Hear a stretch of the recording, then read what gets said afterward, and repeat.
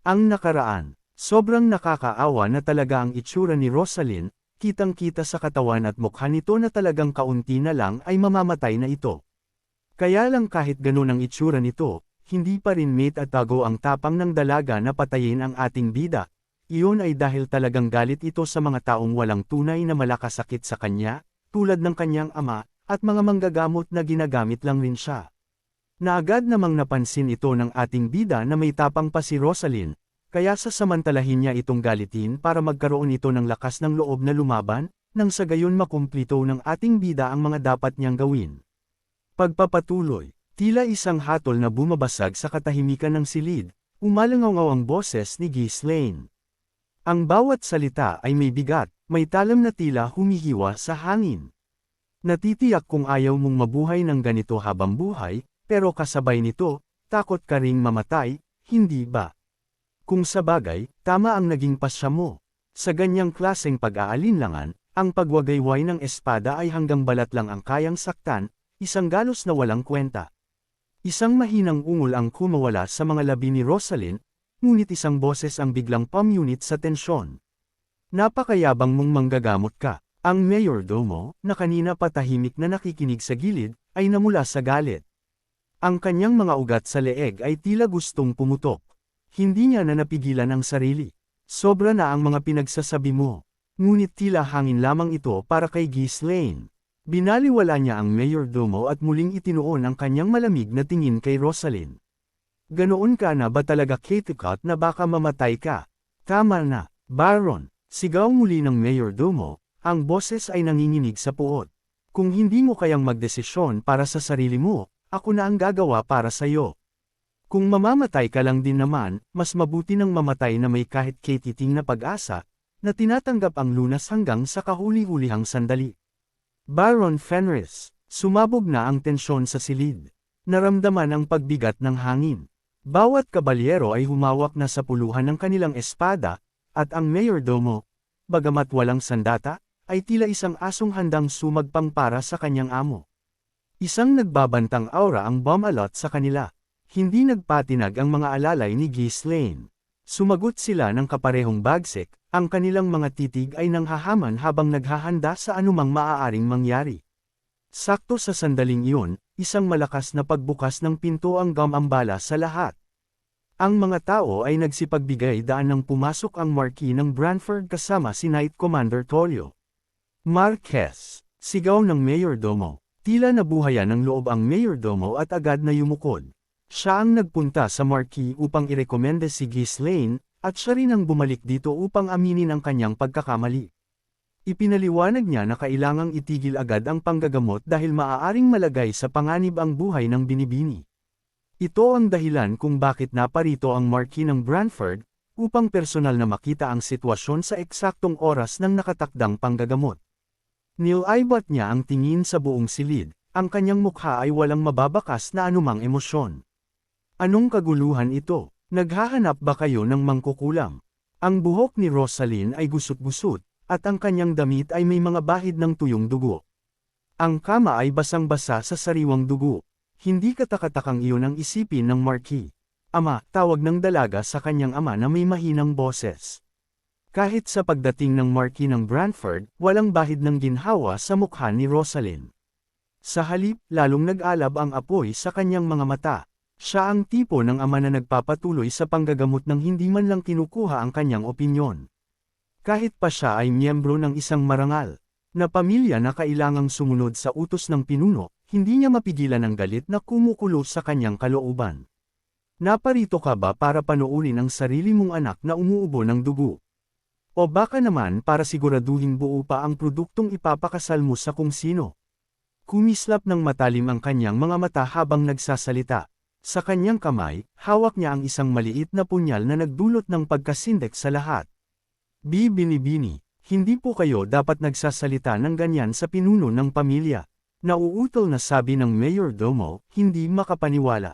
Isipin na ang dating mahinahon at magandang binibini ay naging ganito.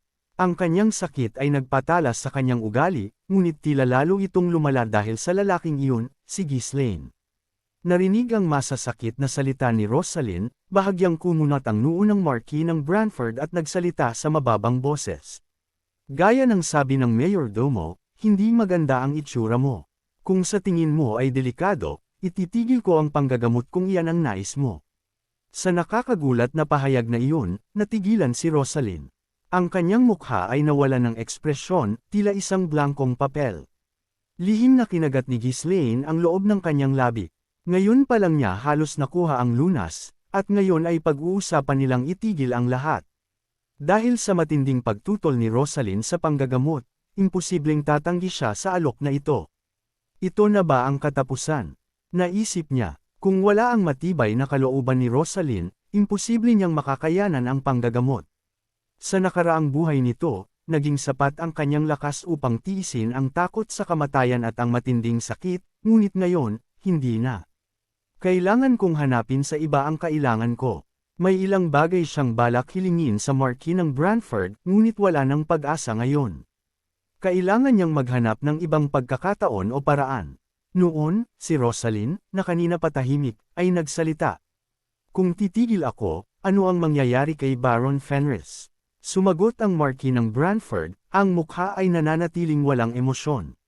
Kung tatanggi ka, wala nang basehan para pigilan siya. Ang katwiran ay nasa panig ni Baron Fenris, kaya't babalik na lamang siya sa kanyang pinanggalingan. Isang bahid ng panghihinayang ang gumuhit sa mukha ng mayordomo, habang ang mga alalay naman ni Ghislaine ay nakahinga ng maluwag. Ang isang taong may katayuan tulad ng Marquis ay hindi babawiin ang sariling salita. Ngunit hinawakan ni Rosalind ang kanyang maskara, isang hangkag na tawa ang kumawala sa kanyang mga labi habang bumubulong. Itong isa, at yung isa pa, lahat kayo, kung ano lang ang gusto ninyong gawin, pinahirapan ninyo ako, pinagdamdam, at ngayon ay basta na lang kayong aalis. Nanginginig ang kanyang mga balikat, na tila hindi malaman kung siya ba ay tumatawa o umiiyak. Itinaas niya ang kanyang ulo at diretsyong tinitigan si Ghislaine. Ikaw, hindi talaga kita maisekmura. Ang paraan mo ng pagsasalita na parabang alam mo ang lahat, ang paraan mo ng pagpupumilit na parabang ikaw lang ang tama. Nanatiling tahimik si Ghislaine, imposible niyang sabihin na siya ay nagmula sa hinaharap. Hindi rin ako nagtitiwala sa pekeng panggagamot na ito. Paano matatawag na lunas ang isang bagay na maaaring pumatay sa isang tao? Tapos na ang lahat, sagot ni Ghislaine. Kahit hindi ka magtiwala, ano pa ang saysay ng mga sinasabi mo ngayon? Sa mga salitang iyon, nagngalit ang mga ngipin ni Rosalind at ibinuga ang kanyang puot. Tapos, kayo ng ama ko ang nagdesisyon na simulan ito nang hindi ako tinatanong, at ngayon ay tatapusin ninyo ayon sa gusto ninyo. Mukha ba akong isang pepe na sumusunod lang sa utos kung kailan magsisimula at hihinto? Ha, isip ni Ghislaine. Inihagis niya ang kanyang punyal sa sahig at hinarap ng diretsyo ang Marquis ng Branford. Itutuloy ko ang pagpapagamot. Binibini, sinabi nilang maaari kang mamatay. Gulat na sigaw ng mayordomo sa biglang pagbabago ng isip ni Rosalind. Ang iba ay ganoon din ang pagkabigla. Tutal, siya ang pinakamatinding tumututol. Bakit biglang nagbago ang ihip ng hangin? Hindi pinansin ang kanilang mga reaksyon, nagpatuloy siya. Kung mabaigo ang panggagamot, hindi mo basta-basta pakakawala ng manggagamot na iyan, hindi ba? Ako ang magpapasya kung gaano kasakit ang magiging kamatayan niya. Ang Marquis ng Branford, na walang paring emosyon, ay sumagot. Ayon sa iyong nais, kung mamatay ako habang ginagamot, pagpiripirisuhin ninyo siya at patayin. Mangyayari iyon. Napalunok ang lahat sa nakakakilabot na usapan. Tanging si Ghislaine ang nagpipigil ng ngiti sa kanyang mga labi, na para bang nababaliw na ito, dahil nagkaroon uli siya ng lakas ng loob na makuha ang gusto niya, lalo pa ngayon na nagmatigas itong si Rosalind na ipagpatuloy ang paggamot sa kanya, para lang makita kung paano papatayin ang ating bida sa oras na mabaigo ito, ngunit ang hindi niya alam, magtatagumpay si Ghislaine, na ikagugulat nilang lahat. Magaling. Kumalat na ng husto ang lason, ano? Halos makalimutan ko na kung kaninong anak ka nga ba. Ito ay isang kasiya siyang pagbabago ng mga pangyayari, isip-isip ng ating bida. Sa mga sandaling iyon, matagal nang nabura sa isip ni Rosalind ang ideya ng paggaling. Ang natitira na lang ay ang puot at galit, determinadong pahirapan si Ghislaine sa pinakamasakit na paraan, kumbinsido na siya ay mabibigo. Ngunit wala nang mas hihigit pang magpapatibay sa kalooban ng isang tao na tiisin ang sakit kaysa sa ganitong klaseng determinasyon. Nag-aalab ang mga mata ni Rosalyn habang tinatitigan si Ghislaine. Sinabi mong may 10 araw pa, tama. Titiisin ko hanggang doon, at sisiguraduhin kong papatayin kita.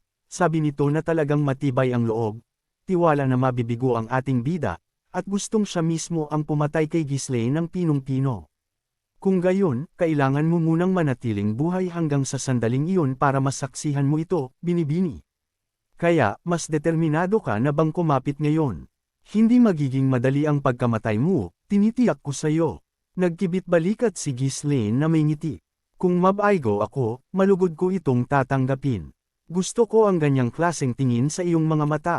Nang makita ang hindi natitinag na paninindigan ni Ghislaine, napangisi si Rosalyn at kinausap ang mayordomo. Sa tuwing sasailalim ako sa panggagamot, itali ng mahigpit ang aking mga braso at binti sa kama gamit ang mga lubad, sabi ng dalaga na parabang nawala na ito sa sarili sa mga salitang sinasabi niya. Ano po? At maghanda ka ng busel para sa bibig ko. Kailangan pa po ba talagang umabot sa ganyan? Sagot na patanong ng mayordomo. O mas gusto mong makita akong nagwawala na parang baliw, habang pinipigilan ng mga taong iyan sa bawat sesyon. Kung gagawin natin ito, gawin na natin ng maayos. Mamasusunod po, naiintindihan ko. Tumango ang mayordomo, hindi maitago ang kanyang pagkabalisa. Habang pinapanood ang tagpong ito, hindi maiwasan ni Ghislaine na humanga. Napakalalim ng lason. Sabi nga nila, ang anak ng leon ay leon din, at kung iisipin, ang sagisag ng pamilya ng Marquis ng Branford ay isang leon, hindi ba? Nararapat lang, isip nito sa sarili. Gaano man kalaki ang galit ng isang tao, hindi madaling isugal ang sariling buhay. Lalo na kung mayroon namang paraan para makatakas, tulad ngayon. Ngunit si Rosalyn ay may bakal na kalooban. Kapag nagpasya na siya, dala ng ganitong karamdaman, hindi na siya uurong. Muli siyang tumitig kay Ghislaine. Tingnan natin ito hanggang sa dulo, sabi ni Rosalyn na talagang napakatalas ng tinginan nito sa ating bida. Malinaw ang kanyang determinasyon na patayin si Ghislaine kapag tapos na ang panggagamot. Siyempre, hindi ito ang tipo ng tingin na makakatakot kay Ghislaine. Sige, gagawin ko ang lahat ng aking makakaya, kaya sana ay sumunod ka, binibini. Ngayon ay mas makakapag-focus ka na sa panggagamot ng may mas malinaw na isipan. Nagkibit balikat siya at ngumiti, na parabang lahat ay naaayon sa kanyang plano. Mula sa araw na iyon, tunay ngang tiniis ni Rosalyn ang lahat. Sapat upang maramdaman ni Ghislaine na may utang siyang paumanhin sa pagmamaliit sa kanya sa simula. Ang kanyang purong determinasyon ay nagpadali ng bahagya sa panggagamot, ngunit hindi ibig sabihin nito na nalutas na ang lahat ng problema. Araw-araw, ang silid ay napupuno ng mga sigaw na pinipigilan ng busel at ng amoy ng dugo at pawis. Baron, pwede bang dahan-dahan lang po? Baron, wala na po bang ibang paraan? Baron, mukhang lalong lumalala ang kalagayan ng binibini. Buwisit na matandang ito, sabi ni Ghislaine dahil napakaingay ng mayordomo, hindi na lang tumigil. Araw-araw siyang kinukulit ng mayordomo, kahit na halos wala na siyang ibang iniisip kundi ang paggamot kay Rosalyn gamit ang kanyang mana. Isang linggo na ang ganitong kalakaran, at dahil sa pagod at pagkanipas ng kanyang pasensya, sa wakas ay sumabog si Ghislaine. Labas, sigaw ng ating bida. Po, tugon ng mayordomo. Sabi ko, lumabas kayo. Hindi ako makapag-concentrate. Nagprotesta ang mayordomo, nag-aalab sa galit. Pero kailangan naming manatili rito para rumspan kung may biglang mangyari. Basta lumabas kayo, bago pa maubos ang pasensya ko at itapon ko kayong lahat palabas. Nagsimulang mawala ang pagkukunwari ni Ghislaine, at lumabas na ang kanyang tunay na ugali. Tumutol ang mayordomo at mga kabalyero, iginiit na hindi sila maaaring umalis, ngunit mabilis na tinapos ni Rosalyn ang usapan. Ang kanyang boses, kahit mahina, ay may bigat ng isang utos. Lahat kayo, sundin ninyo ang sinasabi niya. Hindi magiging maganda kung gagamitin ninyo itong dahilan mamaya. Kahit ang mga katulong at pinakamalapit na alalay ni Ghislaine ay pinalabas. Naiwan silang dalawa sa silid, kung saan nagpatuloy ang panggagamot na nasa pagitan ng buhay at kamatayan. Hayop, kaunti na lang. Sabi ni Rosalyn, na talagang patuloy itong kumakapit, nananatiling gising at buhay, dahil sa pag-aalab ng puso nito na patayin ang ating bida. Halos araw-araw umuubo ng dugo si Rosalyn, ang kanyang mga laman loob ay tila nagkakagulo. Hindi ito may kukumpara sa impyernong sakit na tinitiis niya, ngunit si Ghislaine, na isinasagad ang kanyang lakas isip, ay hindi rin nasa normal na kalagayan. Ang bawat patak ng pawis sa kanyang noo ay katumbas ng bawat hibla ng lakas na nawawala sa kanya. Kailangan kong pilitin, kahit na mapusok. Ang dati ng marupok na katawan ni Rosalyn ay lalong humihina habang tumatagal ang panggagamot, at ang paraan ng pag-aalis ng bawat bar-adong mana ay napakabagal at masakit. Baste hindi siya mamatay, tama. Ang hindi mamatay ay nangangahulugan din na kahit dalhin siya sa bingit ng kamatayan, mabubuhay siya hanggat hindi pa talaga siya namamatay. Kung mabibigo siyang magtagumpay sa loob ng itinakdang oras, pareho silang mamamatay ni Rosalyn nang hindi natatapos ang panggamot. Nakakapagod ito, pero kailan ba naging madali ang kahit ano? Napangisi si Ghislaine at iginalaw ang kanyang ulo. Sabay-sabay kung sisirain ang lahat. Nahanap niya ang lugar na nasa pinakamagandang kondisyon at walang awang pinunit ang mga bar-adong daluyan ng enerhiya. Ang daluyan ng mana ni Rosalyn ay hindi nakayanan ang biglaang puwersa at sumabog. Pumuti ang kanyang mga mata habang bumulwak ang dugo mula sa kanyang bibig, kahit na may buso ito. Ngunit, buong katigasan, siyang nagtiis. Ang mga lubod na nakatali sa kanya ay bumaon sa kanyang balat sa tindi ng kanyang pagpipigil. Hindi maiwasan ni Ghislaine na humanga. Isang babaeng hindi man lang marunong gumamit ng mana, ay nakakayanan ng ganitong klase ng pagdurusa. Isesh, ibibigay ko sa kanya yan, may paninindigan siya, pagpupuri ni Ghislaine kay Rosalyn sa kanyang isipan. Nagsimula siyang manipulahin ang kanyang mana ng mas matapang, sinisira ang lahat ng nakaharang sa loob ng katawan nito. Isang panggagamot na parehong nakataya ang kanilang buhay. Hindi nagatubili si Ghislaine, walang tigil siyang pinipilit, at si Rosalyn ay nagngangalit ang mga ngipin, determinado na tiisin ang lahat. Sa paglipas ng panahon, pareho silang mukhang mas pagod at mas sira. At sa 15 araw, tulad ng ipinangako sa marquee, si Rosalyn, sa pamamagitan ng purong katigasan ng ulo, ay nakaligtas.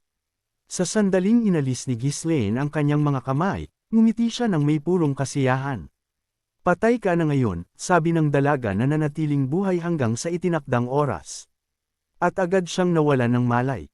Ha! Bumantong hininga si Ghislaine, pinunasan ang mukha ni Rosalyn at isinuot muli ang maskara sa kanya.